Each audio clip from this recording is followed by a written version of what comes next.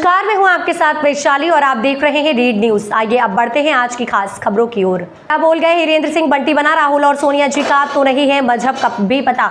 सिंधिया जी की जीत के साथ राजगढ़ लोकसभा में कांग्रेस के तब में आखिर कील ठोकने का काम भी करना है। जनता वोट सांसद को देगी तो वोट गिरेगा मोदी जी की झोली में। गुना लोकसभा भाजपा प्रत्याशी ज्योतिरादित्य सिंधिया के प्रचार प्रसार की कमान संभालते हुए गुना जिले के भाजपा जिला उपाध्यक्ष और पूर्व राघोगढ़ विधानसभा प्रत्याशी हीरेंद्र सिंह बंटी बना ने गुना जिले के दर्जनों गांवों का भ्रमण किया और जनसंवाद के साथ आम सभाएं की। इसी बीच जब बंटी बना ग्राम भादौर में आम सभा को संबोधित कर रहे थे तो बंटी बना ने दिया बड़ा बयान और कह डाली राहुल और सोनिया गांधी पर मजहब की बात। बंटी बना ने कहा कि जब राहुल और सोनिया को राम मंदिर का निमंत्रण मिला था तो वह क्यों नहीं गए और खुद को नहीं जाना था तो किसी और को भेज देते और उनकी तो मजहब का भी पता नहीं। और कहा कि इस बार 400 पर फिर मोदी सरकार। बंटी बना ने सभी जनता से बीजेपी को वोट देने की अपील की और कांग्रेस पर करारा निशाना साधते हुए कांग्रेसियों को आतंकवादियों का गुलाम बताया और कहा कि कांग्रेसी आतंकवादियों से करते हैं जी सर सम्मानिया की भाषा में बात करें। जनता से कहा कि जब कांग्रेस वाले वोट मांगने आए तो उनसे 4 बातें जरूर पूछना कि अभी तक 65 सालों में उन्होंने राम मंदिर के बारे में विचार क्यों नहीं किया और धारा 370 क्यों नहीं हटा पाए। कार्यक्रम के अंत में बंटी बना ने ग्राम पाली के अशोक ओझा के यहाँ नतनी के जन्म उत्सव पर लिफाफा देकर बच्चों को आशीर्वाद दिया।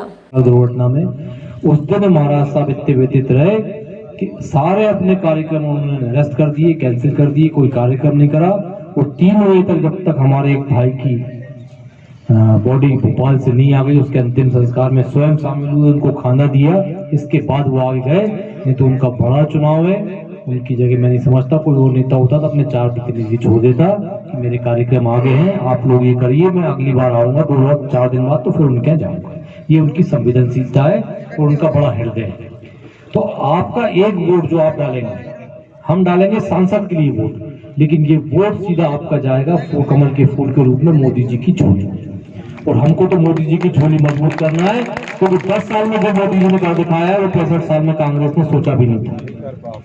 500-550 साल से जो हमारे रामलला टेंट में रह रहे थे, उनको एक भव्य मंदिर में लाके बिठा दिया, क्योंकि वही कांग्रेस लोग थे जिनने कोर्ट में 15-15, 16-16 वकील खड़े कर दिए इस बात के लिए कि राम मंदिर का काम रोका जाए। तो जब ये आपके पास वोट मांगने आएंगे तो हम लोग तो भारतीय संस्कृति के अच्छे लोग हैं, हमें पानी की भी पूछना है, चाय की भी पूछना है, साथ में 4 बातें जरूर पूछना है कांग्रेसियों से कि राम मंदिर के बारे में आपने 65 साल से विचार क्यों नहीं किए। और जब भारतीय जनता पार्टी और नरेंद्र मोदी जी ने उसका कार्य को शुरुआत की तो आपने वकीलों के खिलाफ खड़े क्यों कर दिए। और तो और जब हमारे गांव में 2 पार्टी बंदी होती है, आपस में लड़ाई होती है, हर गांव में परिवार में भी हो जाती है, कई बार बगल से चिट्ठी आती है तो हम बड़े नहीं जा पाते तो बच्चों को भेज देते हैं, बेटा तू चला जाए बुहार करे आना और उनके खाना खा के आना। जब राम मंदिर का न्योता दिया तो भगवान राम से भी लड़ाई थी, न्योता ठुकरा दिए, मंदिर के कार्यक्रम में नहीं जाएंगे। अरे भाई सोनिया जी राहुल जी नहीं जा सकती क्योंकि उनके तो मजहब का ही पता नहीं है, तो आप किसी और को भेज देते, आपके 4 प्रतिनिधि भेज सकते थे आप। तो आपको ये सवाल उनसे पूछना है, अगर इसका जवाब वो दे दें, आपको पूछना है कि 370-35 से किसने लगाई थी, आपने लगाई थी और आपने उसको हटाई क्यों नहीं। एक ही देश में कश्मीर हमारा हिस्सा है, लेकिन वहां का कानून अलग है, झंडा अलग है, आपने उसको हटाया नहीं। और जिन्होंने हटाया आप ये पूछिए कि आपने क्यों नहीं हटाया, और जिन्होंने हटाया उनके लिए आप फोन पर बात करते हुए पकड़े हो गए पाकिस्तान के पत्रकारों से कि हमारी सरकार आएगी तो हम 370 दोबारा से लगा देंगे। और आतंकवादियों को बोलते हैं जी आदरणीय सम्माननीय, तो ये सब पूछना है। अगर आपका ये जवाब दे दें।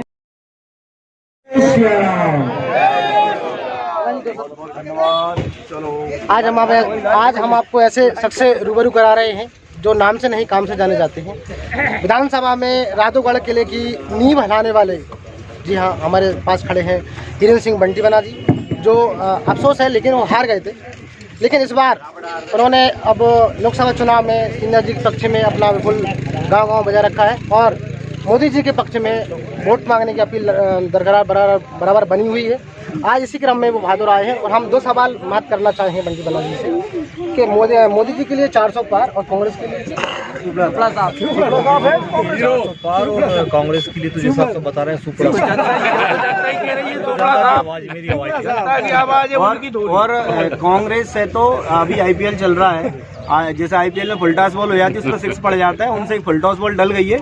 उनने महाराज साहब के सामने प्रत्याशी ऐसा चुना है जो फुल टॉस बॉल बाउंड्री के बाहर ही जाएगी, बिल्कुल 90 मीटर तक। प्रत्याशी आएंगे ही कांग्रेस के पास। जो लोग आपको नहीं जानते उनके लिए क्या कहते हैं? मेरे ख्याल से मेरी विधानसभा में सभी लोग मुझे जानते हैं, और ये जो जिन गाँव में मैं अभी मेरा भ्रमण चल रहा है ये हमारी राहुल विधानसभा के पुराने गांव है, तो मैं समझता हूँ कि करीब करीब सभी लोग मुझे जानते हैं। हो सकता है कुछ नए युवा नहीं जानते।